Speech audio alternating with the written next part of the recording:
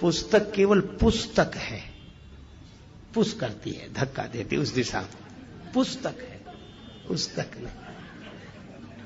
अच्छा, जैसे एक उदाहरण की बात आप देखो,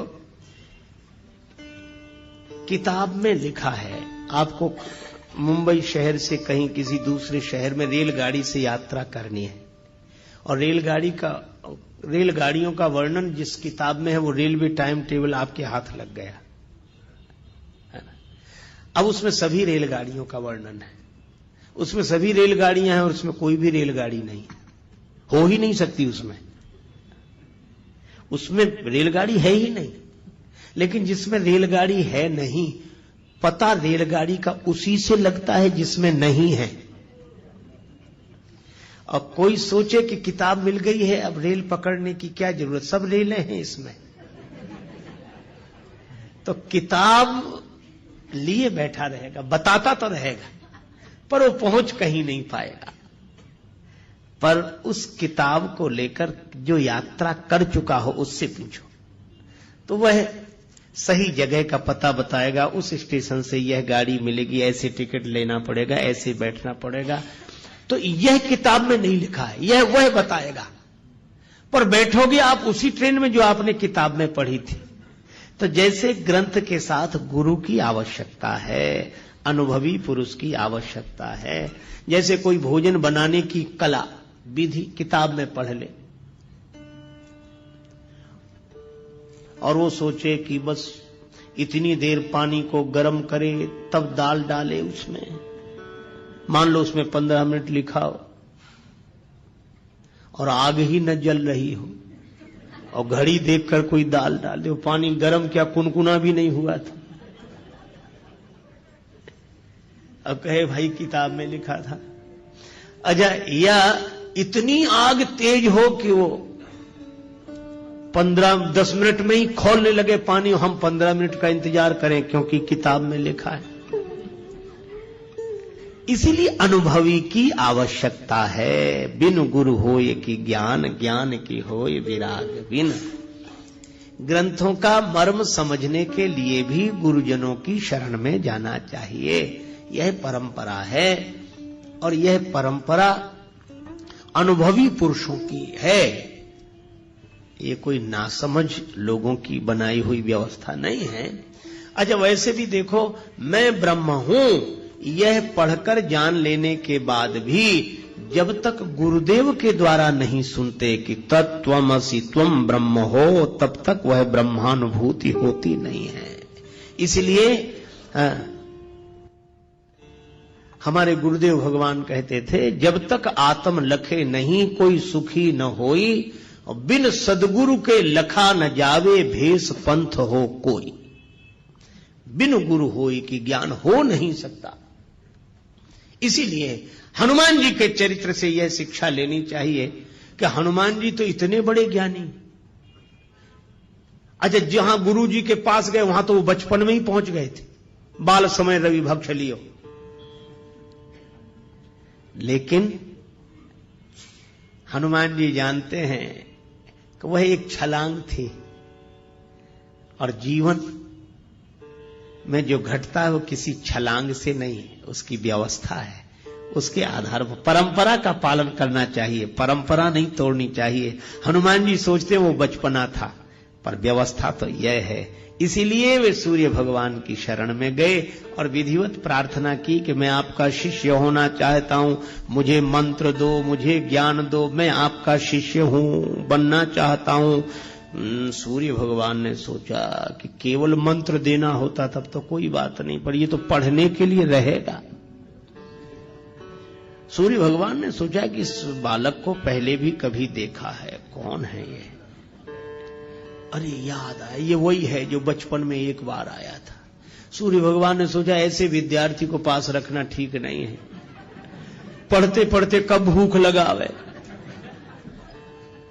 तब तो उतनी दूर थे, तो छलांग लगा के आ गया। यहां तो गुरु जी सामने ही रहेंगे। सूर्य भगवान ने सोचा कि देखो, मन में सोचा ऐसे विद्यार्थी को पास रखना ठीक नहीं है। तो बोले ऐसा है कि हम चलते फिरते गुरु जी हैं, एक जगह तो रहते नहीं। कल कहीं थे, आज कहीं, और उसके बाद फिर कहीं। तो पढ़ो तो ऐसे गुरु जी के पास रहकर पढ़ो जो एक जगह रहते हो। तो तुम भी वहीं रहो और उनके आश्रम में रहो, पढ़ो। अब हमारे साथ कैसे? हम तो सुबह कहीं और शाम कहीं और दोपहर कहीं और रात कहीं, कोई ठिकाना तो है नहीं।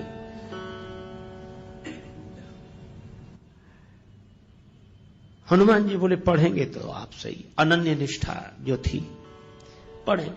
कैसे पढ़ोगे? हम तो चलते फिरते हैं। हनुमान जी बोले तो हम चलते फिरते विद्यार्थी बन जाएंगे। आप जहां जहां चलोगे हम भी साथ साथ चलेंगे। आपकी सेवा करेंगे, पढ़ते चलेंगे। आप भी तो कहीं ना कहीं दोपहर को रहते होगे, रात को हम भी रहेंगे आपके साथ ही, बस साथ ही रख लो बस।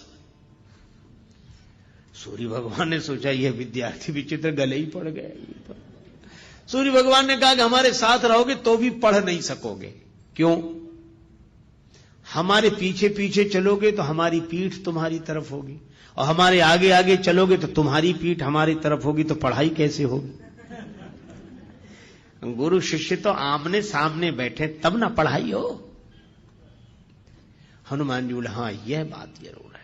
सूर्य भगवान बोले इसीलिए कह रहा हूं घर जाओ, पढ़ नहीं पाओगे, ऐसे कैसे पढ़ोगे? हनुमान जी थोड़ी देर रुके। बुद्धिमताम वरिष्ठम, हनुमान जी तो बुद्धिमानों में श्रेष्ठ है। तुरंत बोले इसका भी हल निकल आया गुरु जी। सूर्य भगवान बोले इसका क्या हल है? हनुमान जी बोले हम आपके आगे उल्टे उल्टे चलेंगे, किसी की पीठ किसी की तरफ, आपके आगे उल्टे चलेंगे। सूर्य भगवान बोले वाह, अभी तो पढ़ाई शुरू नहीं हुई, गुरु जी के आगे ही उल्टे चलोगे, फिर पढ़ने से फायदा ही क्या है? काहे को पढ़ रहे कि गुरु जी के आगे ही उल्टे चलेंगे? अच्छा निश्चय है यह, तो हम तो आगे आपके आगे ही उल्टे चलेंगे, फिर पढ़ने का लाभ क्या, प्रयोजन क्या? हनुमान जी ने हाथ जोड़कर कहा गुरुदेव यही तो मैं कह रहा हूं कि अगर गुरुदेव का ज्ञान पाकर भी वैसे ही चलते रहे जैसे पहले चल रहे थे तो पढ़ने का प्रयोजन ही क्या है? गुरुदेव से ज्ञान पाकर तो फिर उलटकर चलना चाहिए, जैसे पहले चलते थे वैसे नहीं, अब उलट कर चलो। गई सो गई अब राख रही को, बीत गई सो बीत जान दो अब ही बना लो काम। जो गया सो गया, उसके लिए कुछ मत सोचो। गई सो गई अब राख रही को, जो बचा है उसका उलट कर चलो। सूर्य भगवान बोले बिल्कुल ठीक है, अब पढ़ाऊंगा तुम्हें। भानु सो पढ़न हनुमान गए, भानु मन अनुमान शिशु केल कियो फेर फार सो। हनुमान बाहुक में वर्णन है।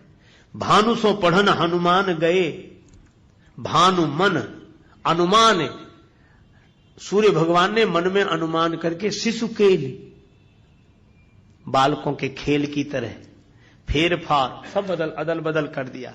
कैसे? बोले पाछले पगन गम मगन गगन मग क्रम को न भ्रम कपि बालक बिहार सो। पाछले पगन, पीछे पल चलते हुए चरणों से हनुमान जी सूर्य भगवान के सामने, एक तो गुरुदेव सूर्य भगवान जैसे तेजस्वी सूर्य भगवान, और उनसे विद्या अर्जन करना, और उनके सामने उन्हीं के चेहरे को देखते हुए पीछे चलते रहे। सूर्य भगवान ने कहा कि अद्भुत हो, देख रहे हो हमारी तरफ और चल रहे हो जगत की तरफ। बोले बस यही है, हम चलें भले ही जगत की तरफ, पर दृष्टि में तो गुरुदेव और गुरुदेव का ज्ञान रहना चाहिए, यही जीवन की सार्थकता है। तो जिन्होंने सूर्य भगवान से ज्ञान प्राप्त किया हो वे ज्ञान के सागर हैं। जय हनुमान ज्ञान गुण सागर। अच्छा अब गुणों की बात सुनो। गुणों के साथ सबसे बड़ी यह समस्या है कि किसी भी प्राणी में, यह प्रकृति का नियम है, सब गुण इकट्ठे रह नहीं सकते, होते ही नहीं। एक सज्जन एक गीत गाते थे, एक विधाता एक ईश्वर ही निर्दोष रहा, बाकी सब में कोई न कोई दोष रहा। हम सब में दोष है, ये बात अलग है कि हमें हमारे दोष का होश न हो, और होश उन्हें नहीं होता जो मदहोश होते हैं, पर दोष तो होते हैं। क्यों होते हैं? क्योंकि सृष्टि बनाई ऐसी गई, जड़ चेतन गुण दोषमय विश्व कीन्ह करता। अच्छा चलो 2 गुणों का उदाहरण दे, 2 गुणों का आप एक साथ निर्वाह नहीं कर सकते। सत्य बोलना गुण है और शीलवान होना गुण है। किसी को बुरा ना लगे, ऐसी बात मत कहो कि खराब लग जाए, किसी का दिल मत दुखाओ। और इसीलिए आपने देखा होगा जैसे ये शील आता है ना कि किसी का दिल मत दुखाओ, ऐसा आदमी सत्य बोल नहीं पाता, जानता तो है लेकिन दूसरे को बुरा लग जाएगा। अरे नहीं ठीक, आप ठीक कह रहे हैं, देखेंगे हम फिर सोच लेंगे, हाँ हाँ ठीक है हाँ, अब अभी नहीं फिर कर लेंगे बात। सच्ची बात नहीं कह पा रहा, क्यों? शील आया तो सत्य चला गया। और जो सत्य को बोलते विप्राय शील का पालन नहीं कर पाते, वे कहते भैया किसी को बुरा लगे चाहे भला, हम तो साफ साफ कहते हैं, हाल तुरंत कह दिया, झंझट ही नहीं बात का, फिर तुरंत बोलो। जहां सत्य है वहां शील नहीं है, और जहां शील है वहां सत्य नहीं है। इन 2 गुणों को इकट्ठा करना मुश्किल है। मेंढकों की तौल है, एक गुण को बुलाओ दूसरा चला जाता है। इसीलिए सब गुण किसी में इकट्ठे हों ऐसा संभव है ही नहीं।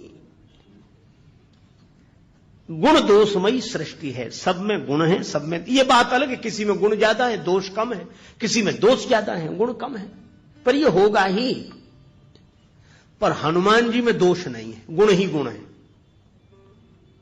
तो यह प्रकृति के में तो यह अपवाद है, कारण है। हनुमान जी को उनका आशीर्वाद मिला है जो प्रकृति से ऊपर है।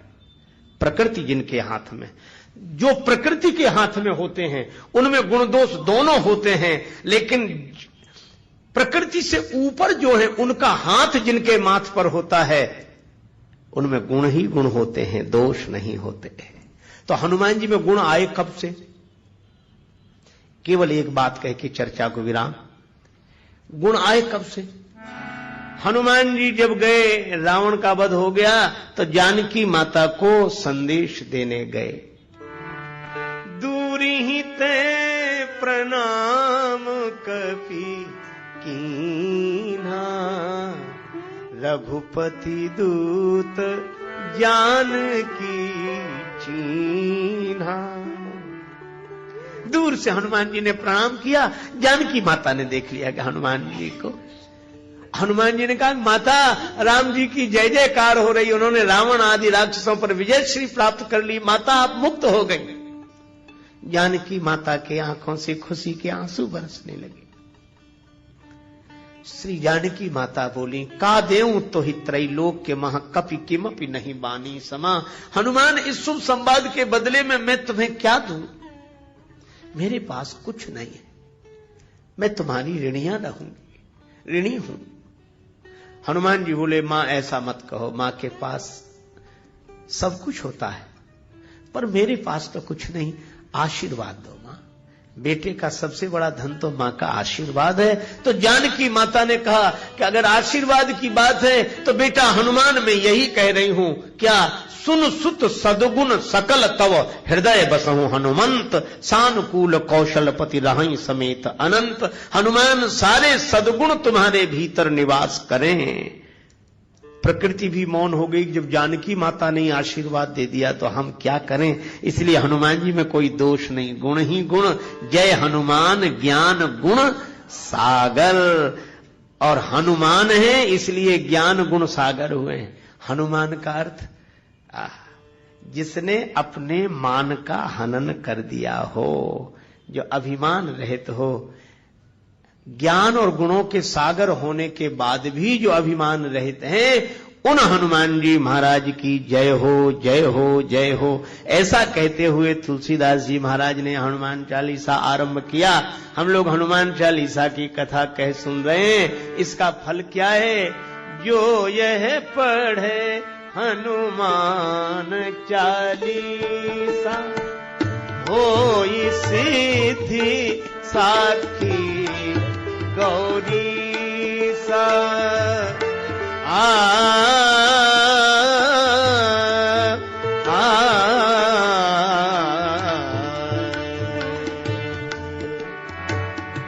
जय सिया राम, जय जय सिया राम, जय सिया राम, जय सिया राम, जय जय सिया राम, जय सिया राम, जय जय सिया राम, जय सिया राम, जय जय सिया राम, जय सिया राम, जय जय राम, जय सिया राम, जय जय सिया राम, जय सिया राम, जय जय राम, जय जय राम, जय जय। श्री सीताराम जी महाराज की जय, श्री हनुमान जी महाराज की जय, श्री तुलसीदास जी महाराज की, सब संतन की जय, सब भक्तन की जय। जय जय श्री सीताराम, जय जय श्री राधे श्याम, नमः पार्वती पतये, हर हर महादेव। महाराज श्री के चरणों में हम वंदन करें। 2 घंटा अमृतवाणी हनुमान जी के चरित्र पर हम लोग ने सुनी। 2 घंटा कैसा हो गया वो भी पता नहीं चला।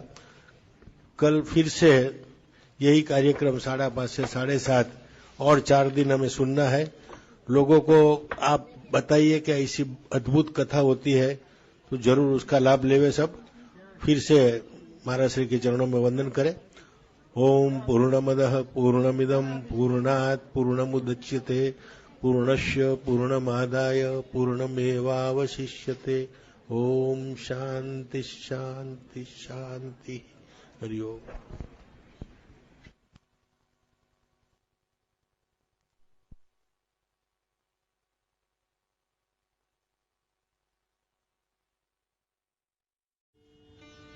पुस्तक केवल पुस्तक है, पुश करती है, धक्का देती उस दिशा में। पुस्तक है, पुस्तक नहीं। अच्छा, जैसे एक उदाहरण की बात आप देखो,